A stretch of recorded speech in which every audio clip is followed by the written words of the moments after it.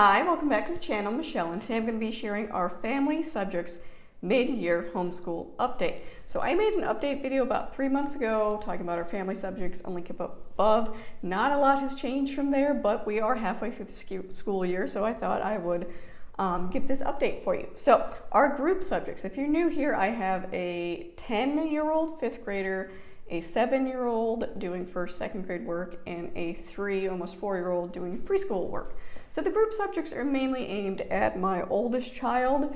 My 7-year-old joins us for all of our group subjects, and my 3, almost 4-year-old can join if he wants to, but mostly he doesn't.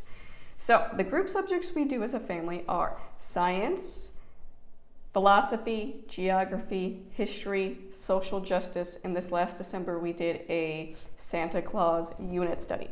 So I'm going to start with science. So we do core knowledge science completely free. I have videos you can check out talking about core knowledge science. I really enjoy core knowledge. We've done it since the beginning of our homeschooling. It's worked really well. I aim at the level at my oldest daughter. My youngest daughter, my 7-year-old, gets science through, she also does core knowledge language arts. And through the language arts program, she has science units in that. So I don't feel the need to do 2 separate science units. The science she's being exposed to in core knowledge language arts is plenty and great.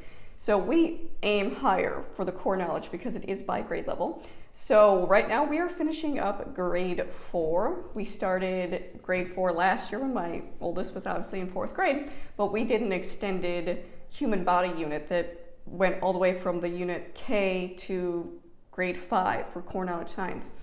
And again, I love that about core knowledge, that you can pick and choose the things you want. And if you want to do things like a complete human body study, you can do it from every single level. But that being said, we are still working through grade 4. So we have covered processes that shape the earth. So we looked at earthquakes, erosion, volcanoes, things like that, tsunamis. We're currently working on natural resources for energy. So we're looking at renewable and non-renewable resources. So some of the things we have done for core knowledge in the last couple months is, like I said, we've been looking at the earth. So they did one of these projects where they had to make a model, a 2-scale model, which I thought was really cool. And they had to do the calculations of how to do that. And we looked at the Earth's layers, and then we used clay to make it, and they got to cut it in half and see the Earth's layers, and everything was to scale. And we talked about why it's important for things to be scaled for scientists. We did a study on volcanoes, tsunamis, natural hazards and disasters. So they got to look at data from, and again, core knowledge has the links to all this information. So they looked at the Ring of Fire, where the most volcanoes are seen, and we looked at graphics, and we actually clicked on the links and learned about those volcanoes, watched videos of different volcanic eruptions, and again, this is all listed in the online resources for core knowledge, nothing I had to search out myself. And then we looked at specific state data on the types of volcanoes they have, inactive, inactive, and then they took that data information that they filled out and they got to make a graph online. So we looked at normal volcano activity and unmonitored volcanoes in California, Illinois, New Mexico, and Washington, and they got to plug in their information. I got to teach them how to make a graph, and we used Canva for this just to make it more visually appealing to them. But that was a lot of fun, and I really like that core knowledge has these like research-based projects where you're not just learning things about like the layers of the earth, but you're taking it a step farther and looking how scientists use that information and things like studying volcanoes and earthquakes and how earthquakes often lead to things like tsunamis. And we did a lot of demonstrations or experiments, and some of them were, we looked at soil erosion, so like the causing of sinkholes, watched a lot of videos on that, and we even got to make our own earthquake simulator out of a box, some marbles, some coffee stirrers or toothpicks, and some marshmallows. So we created an earthquake simulator with the box, and the marbles were inside, and you shake it, and they had to build a structure that would withhold, not fall down. And we watched videos on different techniques construction and building engineers use for earthquake-prone areas. We also looked at things like erosion, how having certain vegetation in certain areas will help the ground be more stable and the soil be more stable. So we did the earthquake simulator, and they had a lot of fun with that. And then we did an erosion simulator where we took dirt and sand and a 2-liter bottle, and they got to show how putting things like plants inside would keep the soil more intact because it's less likely to be saturated with water. So a lot of that learning, but a lot of that hands-on stuff. Again, core knowledge is completely free. And I didn't have to go out and buy a ton of the stuff. The earthquake simulator stuff, we had toothpicks, we had mini marshmallows, we had a box, we had marbles. So it's nothing you have to go out and buy. There's no separate science kits or anything like that. So I've always been a big fan of core knowledge, and I will continue to promote it on this. Not affiliated, don't work with them or anything. I just think it's an awesome resource for homeschoolers, and I wish people would be less intimidated when they first look at it and really give it a chance. So we're currently doing the natural resources for energy. So we're looking at fossil fuels, we're looking at solar energy, wind energy.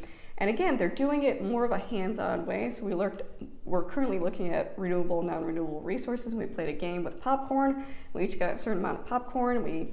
During the game, you lose some, and then the renewable resources are renewed, but the other ones aren't. You see how long you can survive without having certain resources. So again, it was one of those hands-on things that I really do appreciate about core knowledge. So we will continue with that. We've also been doing philosophy, and I talked about this in my last video. Again, really simple. We usually do it over lunch.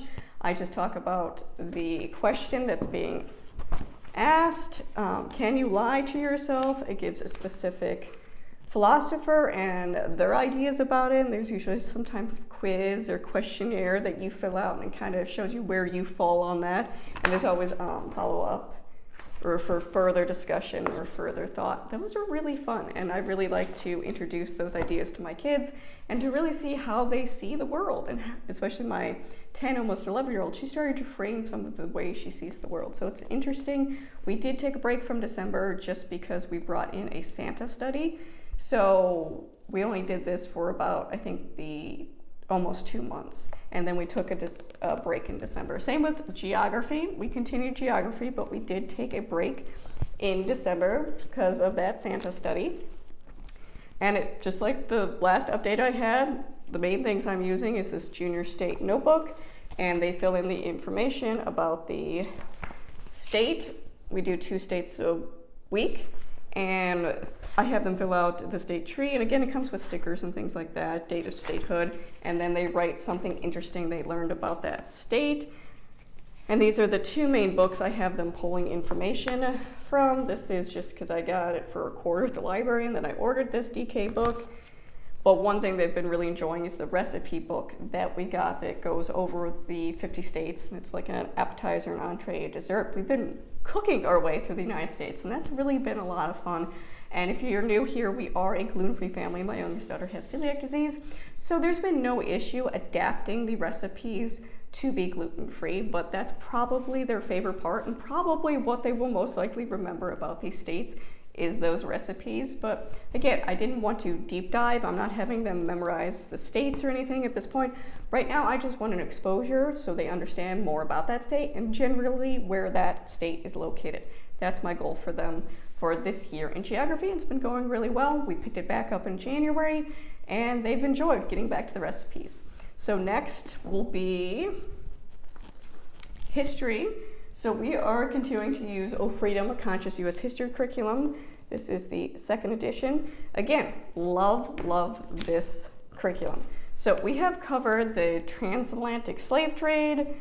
We've gone over chattel slavery. We've done women in early America, black slaves, and their role in the Revolutionary War. We've gone through Native Americans, reservations, Trail of Tears. We've done the Civil War. We've also looked at Lincoln and his role in this and kind of his viewpoints on slavery in general. We've done the Reconstruction period. So what happened after the Emancipation Proclamation? What happened?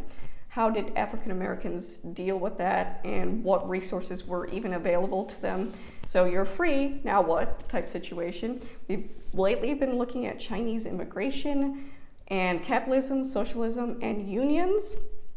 And this has, within the curriculum, you do 5 weeks, and then you have the 6th week. You can take a break, you can catch up on reading you didn't do, or you can dive deeper. And what I've been choosing to do for that 6th week is to bring in the Oh Freedom U.S. Conscious History for Beginners, which is the K through 2nd, so it's more picture books, but it aligns completely with the older version as well. So I really have been enjoying bringing in that picture books. And again, this curriculum does have discussion questions, it does have video links, it has all those things. It's very discussion based. It's not going to be heavy on crafts. The K through 2nd does have craft activities. Again, appropriate, in my opinion, craft activities. I think in a lot of history curriculums you can have cultural appropriation, which I'm really trying to be respectful of the resources I'm using and the voices I'm bringing into my U.S. history curriculum, especially because this one is definitely the voice of the ones you don't often hear in history when we're talking about different time periods. So I want to be respectful and make sure I'm using resources that are from those people in that group that were affected at that time. So we don't do craft activities for this main thing. The K through 2nd, that week we do, the 6th week we do. So for example, we were doing Congo Square, so we made some Congo rice cakes. That was an activity when we were doing the Native Americans and reservations and all that. And here for the activity for the K through 2nd, it was doing a native plant walk. So we watched some YouTube videos about a native person explaining kind of different plants in their area and the uses for that. And we got a printout and we looked in our area and did a walk to see what kind of native plants are in our area and what they could be used for. So again, more of that hands-on stuff, but the main bulk of this curriculum is discussion and learning and different perspectives, and I absolutely love that. So some of the spines, I've talked about this before, is an Indigenous Peoples History of the United States for young people. So these are the main sources of information we're getting.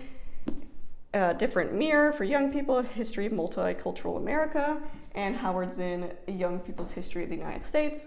And I have to say, I am really surprised with how much I personally have learned from this curriculum, because in high school, I took all the history classes. I took Civil War, I took Vietnam, I took AP US History. And there are a lot of things that were never talked about or brought up in those classes in my public school setting. So even as an adult, especially when we were learning about the role of African Americans in the Revolutionary War, never heard any of those stories, never heard anything about that. When we were talking about the Chinese immigration and the discrimination they faced and how they were brought in after slavery and things like that, never once heard about that in all those classes. So it's really interesting for me, but also my children. This is definitely the stories that aren't being told in history, and I really enjoy as an adult, but also as my children, learning these stories. They get the opportunity to learn at a very young age these stories that I never even heard.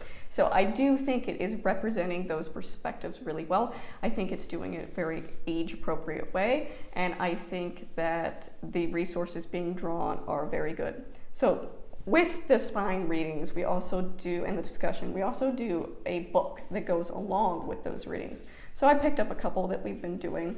So there are a couple that are used multiple times. So this is No More, Stories and Songs of the Slave Resistance. And sometimes we'll do like a song study in here as well. Free at Last, Stories and Songs of Emancipation. Again, these are things I chose to purchase because I think it's important to have this kind of material on my bookshelf. And then for the picture books, we have things like Freedom School,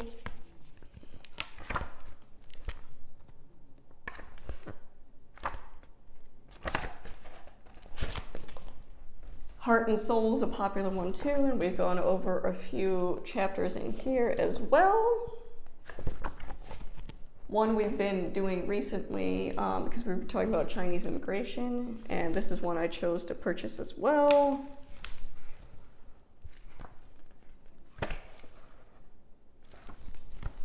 And then our most recent read aloud. So there's an independent reading aspect if you choose to use it in the level as well. So the independent reading, which is aimed at my older child, I have her going through the stamped book. And again, I've read this in previous, before We started this curriculum, really enjoyed it. It's short, it's written to the children, it's definitely in their more kind of their vocabulary. So she's been enjoying this, and it's really good information. Our most current read aloud we're reading right now is Sugar, and it fits perfectly because we're talking about kind of that Reconstruction period, what happened after the Emancipation Proclamation. So, and the Chinese immigration that happened after that. So this is a really good story that we're all enjoying, and I really like that these books kind of bring in that more story perspective, that idea. You're learning the information, you're getting really credible resources, and then you're taking that and giving a voice to those resources. And again, there's links throughout the curriculum itself that gives you different summaries of things going on. So I can't say enough good things. I've really enjoyed it. I've learned a lot. My kids have learned a lot. I think this was a perfect choice for our introduction to U.S. history because we're getting that other perspective that's not commonly talked about. So that is history. Next we will do social justice. Now, social justice is a main subject in our homeschool, always will be. I'll link above kind of how I do that. So the curriculum I chose for social justice this year was Mint and Bloom's Power the People, and it came out this past 2023, so it was newer, and this is the main spine for it. It's pretty easy, it just goes over a different letter. So we just did R is for Riot Girls, so we were looking at kind of punk girl music, and that was really a lot of fun listening to it. And it's a couple pages, you learn information, and then through the curriculum, it gives you different activities to do, discussion questions. Again, love this curriculum. It's something that I'm learning a lot myself, a lot of movements I was not aware of. And it's not just talking about things that, happened 50 years ago. It's talking about things that are more recent. So when we were talking about Riot Girl and Bikini Kill and girl punk music and the girl power movement, that was something happening in the 90s. So I remember some of that, which is pretty funny that that's what we're reading about right now. So some of the things we've talked about is, I wrote it down. So we've talked about ableism, American Disabilities Act, wheelchair access. And for that activity, we looked at different photos of areas and is this wheelchair accessible to people? And we've gone over different, if you have difficulty hearing or seeing, how would that affect your ability to do this, and what things are, like at the American Disability Act, what things are put into law to make it a fair and equal place for people to go. We've looked at jazz, we looked at Korematsu versus United States, so that really tied in with when we were learning about internment camps, things like that, about the really focused on civil liberties in Japanese imprisonment camp during World War II. And kind of this Korematsu was a man who was fighting and saying that what happened was not right. And we looked at protest, and the activity for that was they got to make little protest banners, or they can make little protest bracelets, because one of the activities or stories we read about was there was a school in Florida that banned anything to do with rainbows. You can wear anything with rainbows because it could have been supportive of the LGBTQ plus community. If you're new here, I am a big supporter of the LGBTQ plus community, and my kids thought that was just ridiculous. So they got to make their own clothes that they would do to support a specific group of people. We've looked at library, the creation of libraries, and the move of librarians to make them more inclusive places. That was a lot of fun.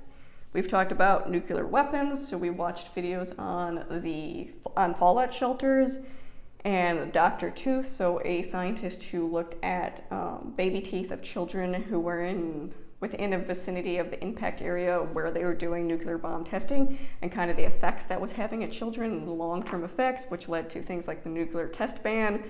And one of the activities is the kids got to design their own fallout shelters, and they had to look at the different things that they would use that would be required to live about 2 weeks in a fallout shelter. We looked at our bodies ourselves, so the feminist movement, but also this was really interesting.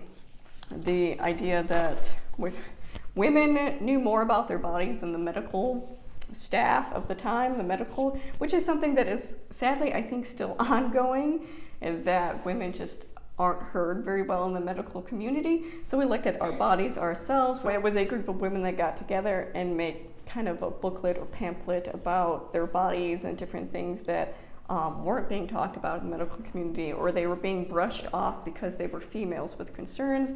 So it led to Our Bodies Ourselves.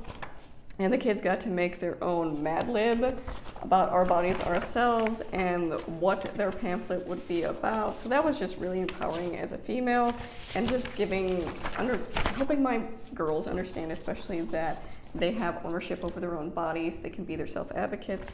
So I thought that was really good. Most recently, we did pop art. So we looked at, of course, Andy Warhol, but we looked at Sister Carita. I hope I'm saying that right.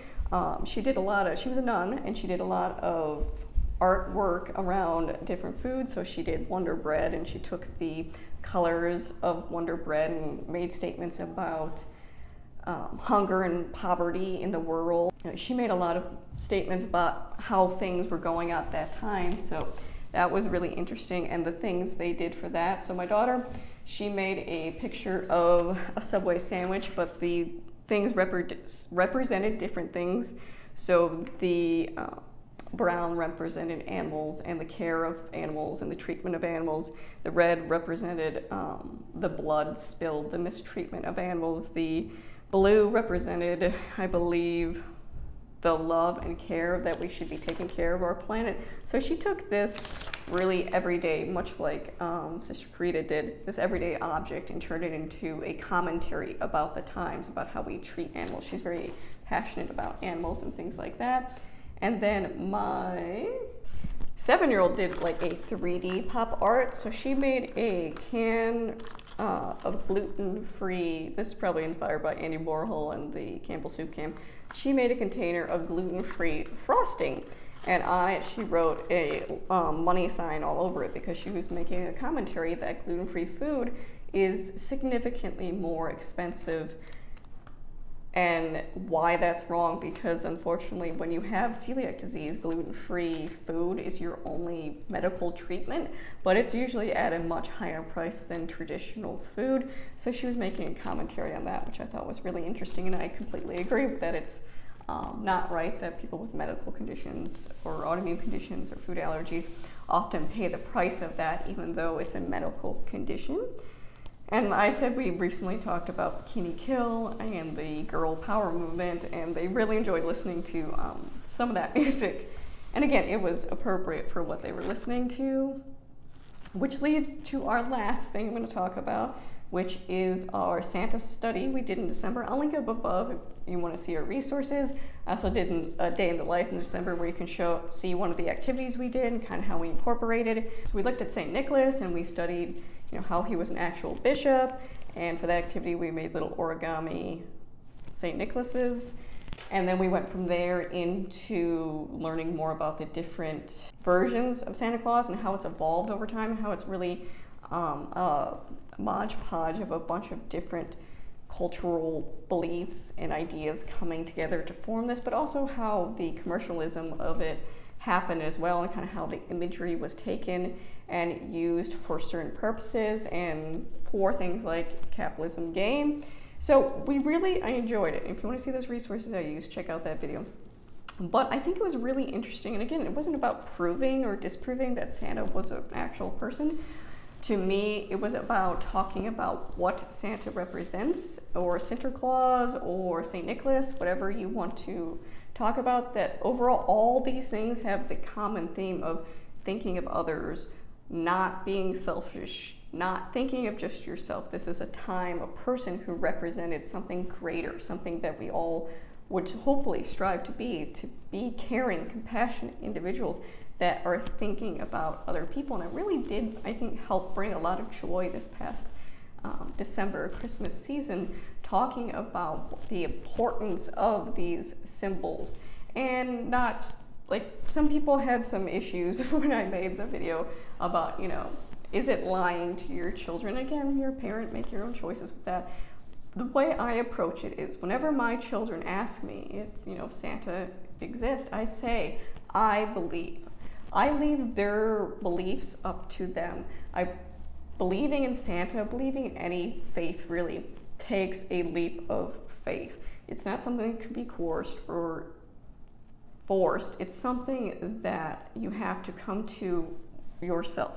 And that's kind of how I see Santa, that it's this embodiment of something greater than ourselves, the ability to care of others. And that's a beautiful thing to be celebrating. And we talked about the different incarnations of Santa and different cultural beliefs, and we looked around about Santa around the world. And for example, in France, instead of milk and cookies, he gets a glass of wine, which awesome for Santa. And I gotta say, this year we did, when we put out stuff, change it up a little just so Santa could have a little different.